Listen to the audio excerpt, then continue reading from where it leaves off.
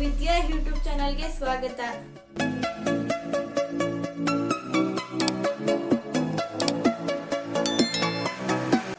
ಇನ್ನೇನು ಚಳಿಗಾಲ ಸ್ಟಾರ್ಟ್ ಆಯ್ತು. ಈ ಟೈಮಲ್ಲಂತೂ 6 ತಿಂಗಳು ಮೇಲ್ಪಟ್ಟ ಮಕ್ಕಳಿಗೆ ಹೆಚ್ಚಾಗಿ ಕಾಡುವಂತ ಸಮಸ್ಯೆಗಳಂದ್ರೆ ನೆಗಡಿ, ಕೆಮ್ಮು, ಶೀತ, ಕಫ ಕಟ್ಕೊಂಡ್ರೆ ಮಕ್ಕಳಿಗೆ ಉಸಿರಾಡುವಾಗ ಸೌಂಡ್ ಬರುತ್ತೆ. ಆ ಫೀಲು ತಾಯಂದಿರಿಗೆ ಗೊತ್ತಾಗುತ್ತೆ.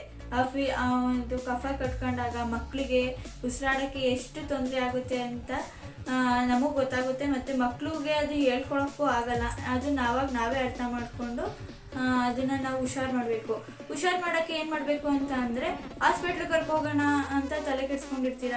ಎಲ್ಲ ಟೈಮಲ್ಲೂ ಹಾಸ್ಪಿಟ್ಲಿಗೆ ಹೋಗಿ ಬಂದು ಮಾಡೋಕ್ಕಾಗಲ್ಲ. ಮತ್ತು ಕೋವಿಡ್ ಟೈಮಲ್ಲಂತೂ ಹೋಗೋಕ್ಕಾಗಲ್ಲ ಹಾಸ್ಪಿಟ್ಲಿಗೆ. ಹಾಗಾಗಿ ನಾವು ಮನೆಯಲ್ಲೇ ಸಿಂಪಲ್ಲಾಗಿ ಮನೆ ಮದ್ದನ್ನ ಇಟ್ಕೊಂಡು ಮಕ್ಕಳಿಗೆ ಹುಷಾರು ಮಾಡೋದು ಹೇಗೆ ಅಂತ ಹೇಳ್ಕೊಡ್ತೀನಿ. ನನಗೂ ಗೊತ್ತಿರಲಿಲ್ಲ. ನನ್ನ ತಾಯಿ ನನಗೆ ಹೇಳ್ಕೊಟ್ರು ಈ ಥರ ಮಾಡು ಅಂತ.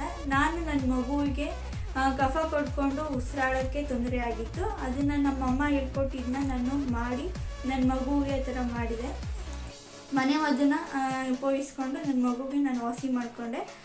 ಇದನ್ನು ಮಾಡೋದ್ರಿಂದ 100% ನಿಮ್ಮ ಮಗುವಿಗೂ ವಾಸಿ ಆಗುತ್ತೆ. ಇದನ್ನು ಮಾಡಿ ಮತ್ತು ಅದನ್ನು ಹೇಗೆ ಮಾಡೋದು ಅಂತ ನಾನು ತೋರಿಸ್ಕೊಡ್ತೀನಿ ಬನ್ನಿ. ಬೇಕಾಗಿರೋ ಸಾಮಗ್ರಿಗಳು ಎರಡೇ. ಅದು ಅಂದರೆ ದೊಡ್ಡ ಪತ್ರೆ ಅಥವಾ ದೊಡ್ಡ ಪತ್ರೆ ಮತ್ತು ಜೇನುತುಪ್ಪ. ಇವೆರಡೇ ಬೇಕಾಗಿರೋದು ಮನೆ ಮದ್ದಿಗೆ. ತೋರಿಸ್ಕೊಡ್ತೀನಿ ಬನ್ನಿ ಇದನ್ನು ಹೇಗೆ ಅಂತ.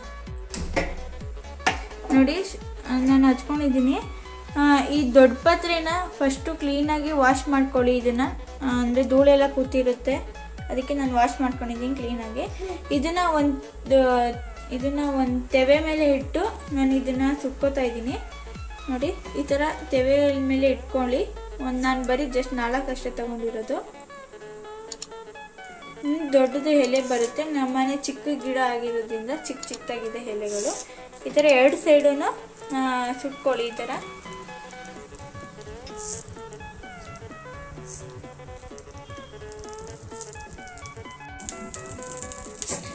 ನಾನು ಬರೀ 4 ಎಲೆ ತೊಗೊಂಡಿದ್ದೀನಿ.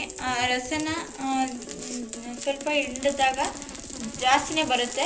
ನೀವು ತೋರ್ಸೋಕ್ಕೆ ಅಂತ ಜಾಸ್ತಿನೇ ತೊಗೊಂಡಿದ್ದೀನಿ 4 ಎಲೆ. ನಿಮ್ಗೆ ಬೇಕಾದ್ರೆ ಪಾಪು 6 ತಿಂಗಳು ಮೇಲ್ಪಟ್ಟ ಮಕ್ಕಳಿಗೆ 1-2 ಎಲೆ ಸಾಕು. ರಸ ಸ್ವಲ್ಪ ಕುಡಿಸ್ಬೇಕಷ್ಟೆ. ನಾನು ನಿಮಗೆ ತೋರ್ಸೋಕ್ಕೆ ಜಾಸ್ತಿ ಎಲೆ ತೊಗೊಂಡಿದ್ದೀನಿ.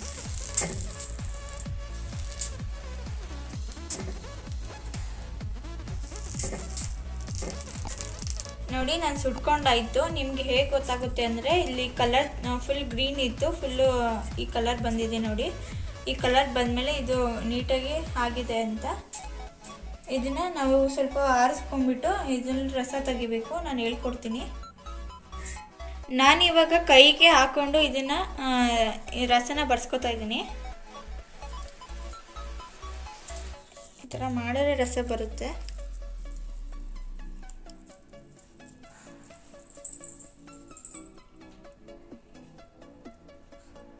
ತುಂಬ ಏನು ಕೊಡಬೇಕು ಅಂತ ಏನಿಲ್ಲ. ಒಂದು ಡ್ರಾಪ್ಸ್ ಹಾಕಿದ್ರೆ ಸಾಕು, ನಿವಾರಣೆ ಆಗುತ್ತೆ.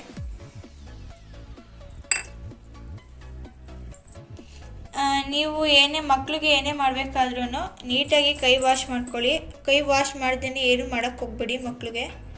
ಎಲೆಗಳಿಂದ ಹಿಂಡ್ಕೊಂಡು ನಾನು ರಸ ತಗೊಂಡಿದ್ದೀನಿ. ಇದಕ್ಕೆ ಸ್ವಲ್ಪ ಜೇನುತುಪ್ಪ ಮಿಕ್ಸ್ ಮಾಡ್ಕೊತಿದ್ದೀನಿ ನಾನು. ನಿಮಗೆ ತೋರ್ಸೋಕ್ಕೆ ಅಂತ ನಾನು ಜಾಸ್ತಿ ಮಾಡ್ಕೊಂಡಿದ್ದೀನಿ. ನೀವು ಸ್ವಲ್ಪನೇ ಕೊಡಬೇಕು ಪಾಪುಗೆ.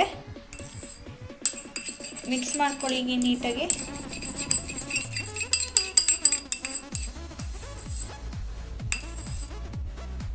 ನಾನು ಮಿಕ್ಸ್ ಮಾಡ್ಕೊಂಡಾಯ್ತು. ನೋಡಿ,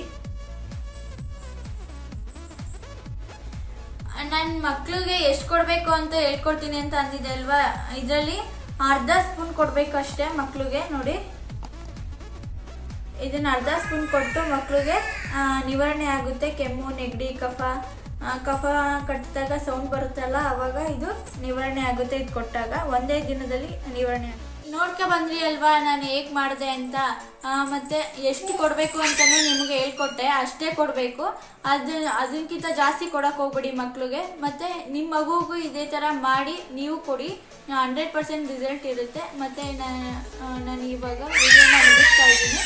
ನನ್ನ ಚಾನಲ್ಗೆ ಸಪೋರ್ಟ್ ಮಾಡಿ, ಹಾಗೆ ನನ್ನ ವಿಡಿಯೋಗೆ ಲೈಕ್ ಕೊಡಿ. ಮತ್ತು ಹಂಗೆ ಕಮೆಂಟ್ ಮಾಡಿ, ನನ್ನ ಚಾನಲ್ ಸಬ್ಸ್ಕ್ರೈಬ್ ಮಾಡಿ. ಈಗ ನಾನು ಬರ್ತೀನಿ. ಬಾಯ್.